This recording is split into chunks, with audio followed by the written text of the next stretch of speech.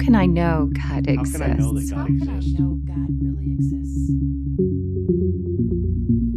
Does God speak? What makes Christianity unique? How do I know if I'm going to heaven? Why wouldn't God save everyone? How can anyone believe the Bible? Isn't it full of contradictions? Isn't it full of contradictions? Don't all religions lead to the same God? Why are there so many denominations? How can Christians claim Jesus is the only way? Did Jesus really rise from the dead? How can you reconcile belief in God with science? How could a loving God condemn people to hell? Do I need God to be What moral? about all the hypocrites? How could there be a God with so much evil and suffering What in the about world? people who've never heard of Jesus? Wasn't Jesus just a good teacher? Isn't it all relative? Isn't it all relative? Isn't it all relative?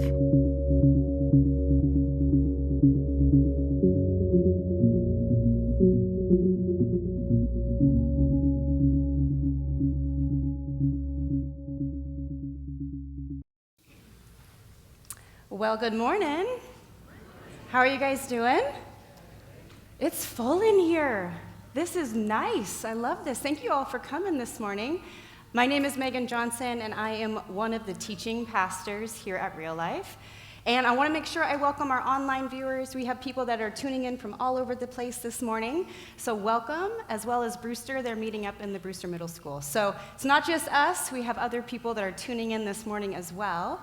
And I also want to welcome you if you're here today for the first time because you know somebody who's getting baptized. We are so glad you're here. Whether you go to church or you don't go to church, we are so glad that you decided to show up today, support your friend, support your family. It's one of the most celebratory things that we do in the life of the church is baptism. And we think it's kind of worth throwing a bit of a party for, and you can't really throw a party without people, so thank you so much for coming. It's really gonna be one of my favorite Sundays. I think all of us on staff love Baptism Sunday. So thank you all for being here. If you are new or it's your first time in a long time, let me catch you up, because we are currently in a sermon series called Ask Anything, Real Questions from Real Life. And like you saw in the sermon bumper video, people have a lot of questions about God. They have a lot of questions about faith and about Jesus. And they're not like easy, simple questions, right? These are big questions. I think they're really good questions. And like Kyle talked about last week, we picked some questions, some of the most popular questions that have been asked, not just here in our church community, but in all churches. And then you guys also, we've been inviting you to submit questions for the last month or so to build this series around. And so last week, Kyle tackled the number one question that people have when it comes to faith, when it comes to God, and when it comes to Jesus. Why would a good God allow bad things to happen? Right? Like, why would a good God, essentially, why does suffering have to exist at all? And then when we were talking about what questions we were going to pick, I volunteered for this question, which is, what does Jesus say about leadership? And some of you are like, way to mail it in, Megan, right? Like you give Pastor Kyle the big suffering question, and then we're going to talk about leadership. Like, how are these even in the same world? How do these things even connect? And the more that I was thinking about it, the more that I realized the question that we ask about suffering, right? The collective question that our hearts, our souls are asking when we are in something that is unbearably hard is, who is in charge up there anyway? And is he really good? Can we really trust him? And what's interesting is when it comes to questions about leadership, we actually ask the same exact question. Except of looking up to God and asking him the question, questions about leadership actually bring that question down on the ground. And they put it in our marriages, and they put it in our friendships, and they put it in our community and our places of work. And it asks this question. It says, who is in charge up there anyway? Should that person be in charge? Can we trust that person? Are they even qualified to do that? And I think what I realized is that the concept of leadership is so much bigger than simply questions about, who can do which role and where we can execute this and how we can pull this idea off. Because questions about leadership are questions about identity. And if you're new to faith, or if you're just getting started in faith, or maybe you want nothing at all, right, to do with faith, you might not realize that God actually has lots to say about how we lead others. And this is mainly because he has a lot to say about how Jesus leads us. And I don't know what you think about Jesus this morning. I'm not sure what category you put him into. But rarely do we put him into this category of the best or most effective or successful leaders that have ever existed. And there's probably a lot of reasons for that, right? He's often portrayed as a kind of mild-mannered guy who goes around healing people. He feels a little unrelatable.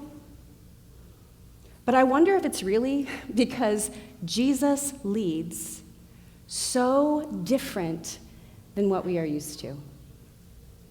The way that Jesus leads is so different than what we're used to.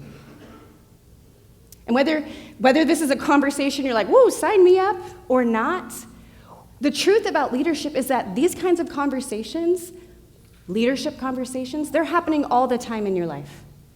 They're not just happening in boardrooms or where people are making important decisions. They're also happening in your living rooms.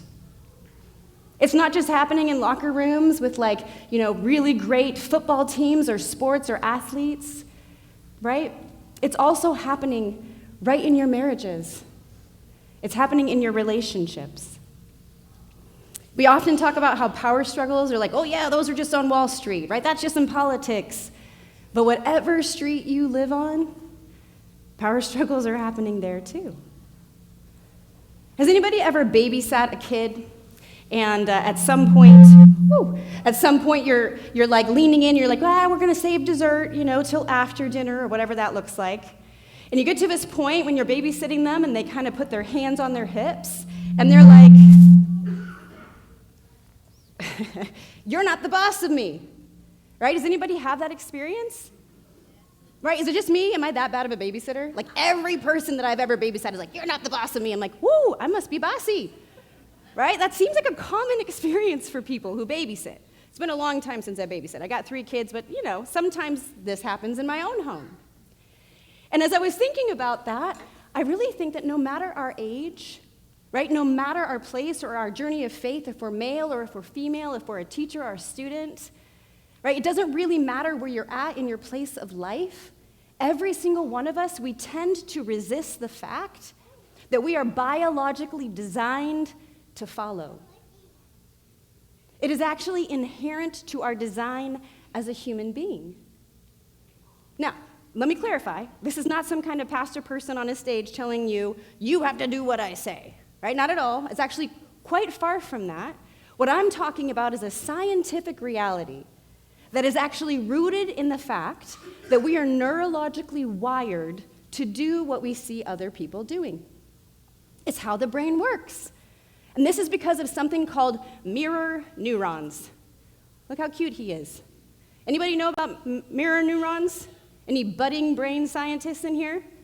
I bet there are some. Yeah, see, there you are. I knew there was one. I'm fascinated by how our brains work. My kids are less fascinated. This week I was trying to have a conversation about mirror neurons, and they were not interested. That surprised me, right? So you guys are my captive audience. You're my passengers today. You guys can't even escape. You can't put in your earbuds. So let me tell you about mirror neurons. All right, essentially, they are receptors in the brain that prove we are hardwired towards imitation and formation through observation. That kind of rhymes. I could have my own little mirror neuron podcast, right? We are hardwired towards imitation and formation through observation. Psychologist Dr. Jeremy Sutton explains it in greater detail. He says mirror neurons facilitate our learning by enabling us to imitate and understand the actions and behaviors of those we observe. When we watch others engaged in a task, areas of our brain are stimulated as though the task is being performed by us. Case in point, have you ever watched a room of teenagers and there's like a championship basketball or football game on, and they're like sitting there like, oh, I could have made that shot. Oh my gosh, like I can't believe he didn't catch that pass. That's my teenage boy voice. Pretty good, right? Right? Case in point. We're like watching people do something, we're like, I can do that. That's actually hardwired in the way that our brain processes those that we observe. And so often when it comes to conversations about leadership or who should do what, we often want to jump to that, like who should be leading? Who should be in charge? It's a good question, it's a helpful question, and depending on the context, it's maybe an important question. But when we jump to that question, we skip over the more uncomfortable question, which is, who are you following? So let's start there. Let's start there. Who are you following? Who is leading you? And we can start really, really basic. Doesn't have to be super complicated. And this isn't always all bad stuff, right? That's not what I'm saying. But, for instance, what movies do you love? What shows are you most consistently watching? What types of music are you drawn to? What do you like? What podcasts do you listen to? When you get on your car, like, what are you just dying to get started? Or if you're a reader, what books do you tend to gravitate towards the most? Maybe you travel for work and you go to conferences, or maybe you carve out your entire schedule to go to a very certain concert or festival every single year. Who are the coaches in your life? Who are the mentors in your life? Who are the teachers in your life? Who is speaking into who you are becoming? Who are you observing? Or are you kind of just leading yourself? As a general observation, the Bible does not frame leadership as certain roles to perform, or a specific part to play, or a script to follow, or an office to hold.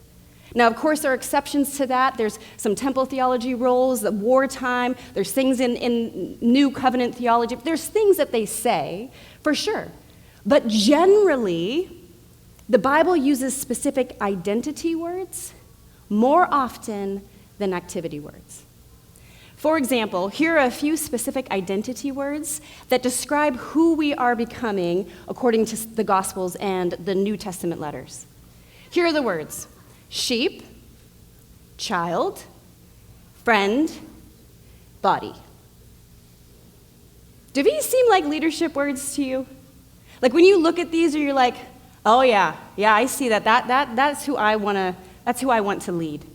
Right? If you're at an organization and you're looking like, ooh, we need a really high visibility role, like somebody who can handle the pressures of the job. You know who would be great for that? A sheep. Like, we really need to dream big, right? We need to go to the next level. You know who I think we should put in this position or in this role? A child. You know who I recommend for that role? I don't know anything about what they do. I don't really know, if they could actually add any value, but my friend. Or we have this really specific thing that we need to do. We should put a body in there. Anybody will do. But when you look at these words that God uses to shape and form our identity, what you'll notice is that a sheep is led by a shepherd. A child is formed by a parent. A friend should not be managed or controlled in healthy relationships. They should be loved and they should be enjoyed. And a body cannot do anything on its own. It's actually physically impossible for it to do anything without all the other parts. The Bible confirms what science has only recently discovered. We are formed by what we follow. Does anybody remember when they were the line leader at school? Can you guys think back to that? Yes. You loved being a line leader, didn't you? Are you like, I loved being the line leader. I know that's shocking. I loved being the line leader at school, right? You're getting everybody lined up. I'm like, shh, gotta be quiet, gotta get back in line. And I loved that job. I liked it a lot more than when you got that task to wipe down the desks, right? Did anybody get the wipe down the desk job? People are a lot less excited to follow you when you have a cleaner and a rag in your hand than when you're marching them out to recess. right? When you're the line leader and you're taking people out to recess, you are the hero of the hour, right? It's a powerful day for a kindergartner when you're the line leader. But nobody's really excited about following you when you're just cleaning up the desks. And that's what makes the success of Christianity absolutely so astounding. Because Jesus never claimed to be the hero of the hour. He never claimed that we would be wealthy and successful or even well-liked. Like Kyle said last week, Jesus told us the truth about this life. He said it would be hard. He said that we could expect trials, that we could expect resistance. He said this world is broken. But guess what? If you follow my lead, I will not lead you astray. And do you know why? Because you are my sheep. Because you are my child. Because you are my friend. And you belong to me. Jesus says this about his leadership style. He says, I am the good shepherd. The good shepherd lays down his life for the sheep. If you were to step into John 10 when Jesus is saying this for the first time in real history, you might be surprised to find that he is not talking to shepherds at all. It's not like he's at a shepherd's convention being like, what illustration can I come up to relate with my audience? Quite different. He is actually not talking to people who value shepherds. He's not talking to people who even like shepherds. He's actually talking to religious leaders. These would be called the Pharisees or the teachers of the law, or maybe today we might call them celebrity Christians or well-known and respected religious leaders. And what's happening in this story is they had just questioned Jesus' authority. He had healed a man that was born blind in John 9. And they were like, no, this guy does not have the spiritual authority that we have. They were convinced that only God had permitted them to be in that role. And so this passage, he's actually talking to people who are highly suspicious of Jesus as a leader. And what does he do? He elevates the role of shepherd above the role of religious leader.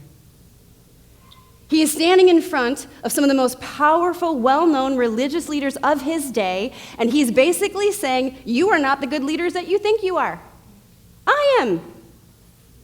And I'm identifying myself with the lowliness among you, and I'm doing that to expose your greed, expose your hypocrisy, expose your idolatry. He is pulling absolutely no punches. Why? Because Jesus' leadership style was centered on getting as close to his people as possible, even as costly as it was to him personally. He makes it very clear that a good shepherd, he knows, he leads, he protects, he takes care of. Jesus is not someone who leads to be followed. He leads because his followers need to be cared for. You see, this is a kind of leadership that we're not used to. Anyone familiar with a man named Peter Drucker? I did not know him before this, but Peter Drucker, he studied the business culture of General Motors back in the 1940s. And he was one of the first men that wrote the foundational book that we have for common leadership terms and practices that we have today. So if you're in a goal-setting culture, like if you use those fancy acronyms, which I don't, but OKRs, right? Things like that, KPIs, measurable outcomes, you can tie that back to this man and his original ideas about how to take a team or a family system or organization from dysfunctional and struggling to like flourishing in full life. He also introduced the idea of performance reviews, organizational charts, hierarchy, all of that. And he gives this one-line definition about someone who is a leader. He says the only definition of a leader is someone who has followers. My husband and I, we were invited to plant a church over 10 years ago. And I remember the co-pastors, one of them invited us over for tacos. And I was like, this is so nice. They're inviting us over for tacos. And we love them. We're so friends with them. And I remember walking in, and we're having tacos, just, doing whatever.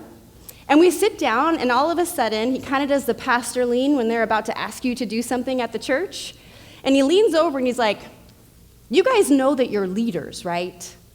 And my husband and I, we've never worked in a church before. We really had no desire to work in a church. We're like mouthful of tacos, and I'm kind of laughing, and I'm like, yeah, no. We are not leaders in a church. You got to be kidding me. And I remember as I was reflecting on that comment he made, how much I was resisting the idea that I was a leader at all. And I was trying to figure out where that was coming from.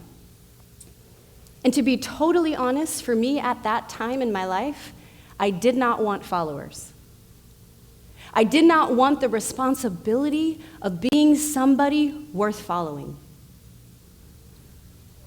But see, all of us, we all have followers. We just might not be acting like leaders worth following.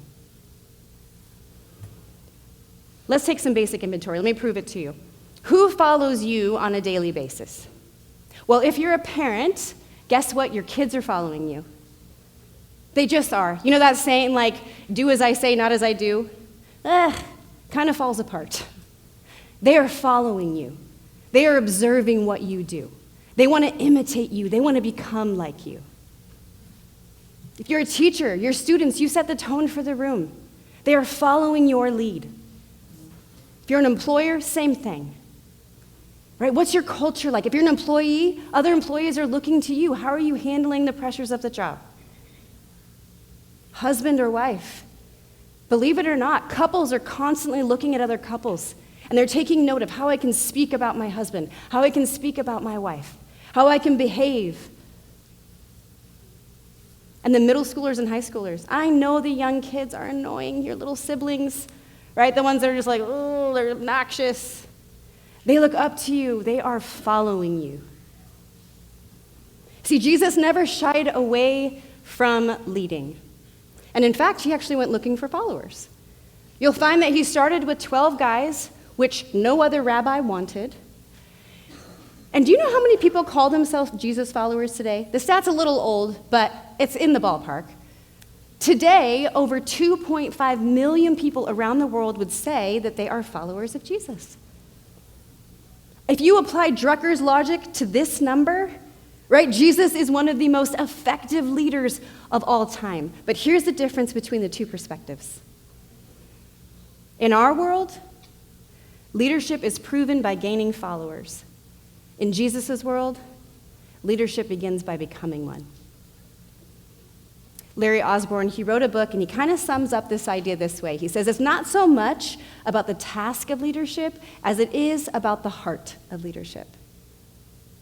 And a lot of us, we kind of push against anybody leading us. We just kind of resist that idea because honestly, you've been led by people who didn't deserve to be followed.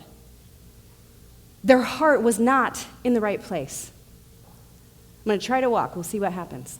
My son, Jameson, he asked me a really good question this last week. He said, who was your worst boss? Great question, right? And it took me like maybe 2.5 seconds, and I was like, I know. Right after my husband and I were married, we moved to Nashville, and I got a job in publishing. And I worked right there on 4th Street. If you've ever been to Nashville, it's right next to Printer's Alley. And I remember one time I was doing like some admin work, and, punching in numbers. Carrie Underwood's on the street, like down below me, shooting a music video, right? It was a really cool location to work right out of college. And he calls me into his office one day, and he's like, hey, come on down this hall. And it was a super long hallway. You're already intimidated. Your heart is already racing. I walk into his office. He shuts the door. He sits in this chair. I sit in the couch. He's like in this power stance. And he says, you know what amazes me? When people think they're irreplaceable. Like, period. And I'm like, it's just me and you in this room. Not sure how to take it. And then he goes on. He goes, here's what I want you to do. I want you to go put your fist in a bucket of water. And then I want you to take it out. And if you take it out and there's an imprint left in that bucket of water, then you are irreplaceable. But if it's not, you're not. And I'm like, okay, great, see you on Monday. Like, I did not understand the motivation. I didn't understand the inspiration. I didn't know where he was going with that. If Jesus were your boss, this would be the heart of his leadership. He would say, I call my own sheep by name and I lead them out. When I have brought out all my own, I go on ahead of them. And my sheep follow my voice because they know my voice. If you pay attention, in John 10, Jesus' leadership, it does not start with you proving you are irreplaceable. It starts with an identity that is already valued. And then it goes on to an activity that you're not responsible for, you just respond to, and it leads to an outcome where you actually know the voice of God for yourself, and you trust it, and you build your life around it. The first part of this verse, it speaks to our identity as followers of Jesus. It says, his own sheep, he knows them by name. And this was actually a really odd thing for Jesus to say. This would have been really strange because sheep were usually not individually named, especially in large flocks, right? It wasn't unheard of. Sometimes in the smaller flocks, a shepherd would name a sheep, but it was usually because they were distinct or they were unique in personality, or most often it was because they were the favorite. And if there's 2.5 billion people, right, that say that they follow Jesus, that's a lot of names to know. And yet Jesus says that he knows them. Jesus knows the name of every sheep that belongs to him. He's making this wild statement about your value. That you are not a fist in a bucket of water. You are not a face in a crowd. You are not a number to manage. You are known, and you are named, and you are wanted. Jesus calls people by name most often, if you look at it in the pattern of Scripture, when they are confused about Jesus, when they are distracted from Jesus, when they're about to fail Jesus, when they're at a safe distance from Jesus, in opposition to Jesus, in betrayal of Jesus, misunderstanding Jesus, or doubting Jesus. Do you know that this good shepherd calls your name when you most need to hear it? When you're off track, or you need reassurance, or you are overcome by worry or doubt or anxiety, or you're going in a direction that isn't best for you.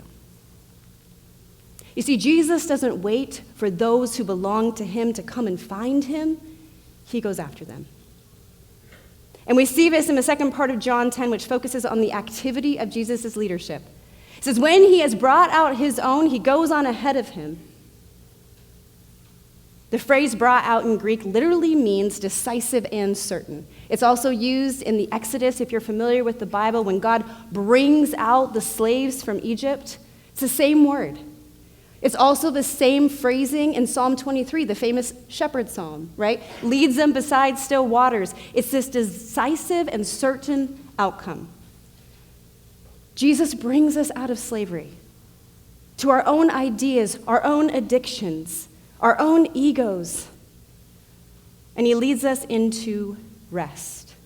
See, Jesus, he goes after us, and he goes ahead of us. I grew up in Sultan. I've talked about this before. And some of you in the room are like, woo, does anybody know where that's at? I know a lot of you are from Monroe, right? Nobody wants to stop in Sultan, right? It's just a pass-through town. Everybody knows that. But I grew up in Sultan. Here's a picture of my childhood home. It looks a little sad in this picture, but I guarantee you it was like a magical place to grow up. I actually took this driving by years later when I no longer lived there. But this is where I grew up. We had a couple of horses. We had one cow, dogs, a cat, but we had 2 sheep. We had 2 sheep randomly. And this is the kind of dog that we had. We had a German shepherd. And in theory, this sounds like it would be a really great idea, right? German shepherd, and you got 2 sheep, and they're shepherding, and everything's working out. Well, actually, you have to train the German shepherd to know how to herd the sheep, or they will control them and chase them. And so we left town, and the dog went nuts on the sheep, and they didn't make it, which, that was normal. There were so many animals dying in Sultan when I was growing up. I'm not going to tell you about the horse we had to put down or the duck that I accidentally strangled, because that's not the point. The point is that this kind of thing doesn't happen with Jesus. He is not a sheep, in wolf's clothing. He's not one thing, and then all of a sudden, he's something else. So who are you when no one is watching? And this leads us to the final part of this passage. It says, the sheep follow because they know his voice. And as we wrap up, I'm going to do a quick little fun voice recognition exercise for you. I'm going to play a clip, and then I want you to yell out whose voice it is, okay? I want to see how quickly you can recognize this voice. You ready? All right, let's play the first clip. Let me tell you about a voice. Morgan Freeman, this yes. So fast. All right, next one, let's go. Next one. Donald Duck, excellent. All right, last one, let's see what happens. Darth Vader, thank you. Wow, you guys are quick. You know your voices, right? You know your voices. And this is what's so wild about the voices that we're hearing all the time. Do you know what Jesus' voice sounds like? Like, would you be able to pick it out among a crowd? Because we are surrounded by loud and constant voices. Whether that's in secular culture or church culture, they're kind of the same voices. Hustle, image, self, fear, consume. Do more, be more, look better. Trust yourself, don't trust anybody else. We're one step away from everything falling apart. Get more, consume more, consume more. And when sheep only recognize those voices over the voice of the shepherd, we're exhausted, we're insecure, we're prideful, we're anxious, we're purposeless. Recognizing the voice of the shepherd over every other voice gives us something very, very different from what we are used to. And ultimately, Jesus says the most impactful leaders are the most passionate followers. So what do we do next? Every week we have these next steps here at Real Life here in the Pack and online and in Brewster. And the first next step I have for you is, whether you're a Jesus follower or not, I think it's a good exercise to identify the loudest voices. Who is speaking the loudest in your life? And what are those voices saying to you? And one really brave thing to do this week would be to sit with someone who knows you really, really well, whether that's your spouse or your children or your best friend, and ask them, what does my voice sound like to you? What is the message that you most often hear me saying? First step, identify the loudest voices. And the next step, 2, prioritize the most important voice. The wisest among us, we realize that self-leadership is the fastest way to fail.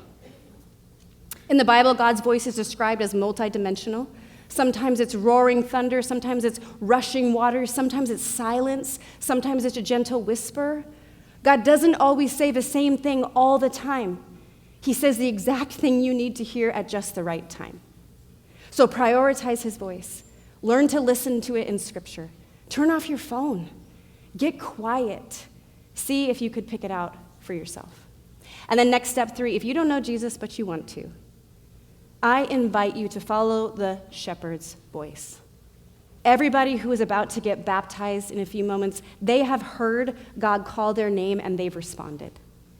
During baptisms, I invite you, if you feel that, if there's like this peace that comes over you or this prompting over his presence, just pray in your heart, I want to follow the shepherd's voice too. I'm going to pray over us, and then we're going to bring out the people to baptize. It's going to be an excellent, fun party. I cannot wait for this part. So please join me in prayer. Lord, I thank you so much that you call our name, that you know our stories, and that, God, you require nothing of us more than just us learning to follow your voice and respond to the goodness of who you are. For anybody in this room that does not know your voice, who has never heard it for themselves, God, I just pray that you will open up their ears, that you will give them opportunities to not just hear your voice, but also to know it and to spend their lives following it. God, you invite all of us. No one is exempt. No one has to be too special. Nobody has to be your favorite. We're all your favorites. And so, God, I just thank you today that we serve such an incredible leader. God, we thank you for the gift of new life. We thank you for every person that is going to be baptized, that's making this outward declaration of an inward decision to follow your voice for the rest of your life. What a thing to celebrate. In Jesus' name, amen. Thank you. You can stay seated.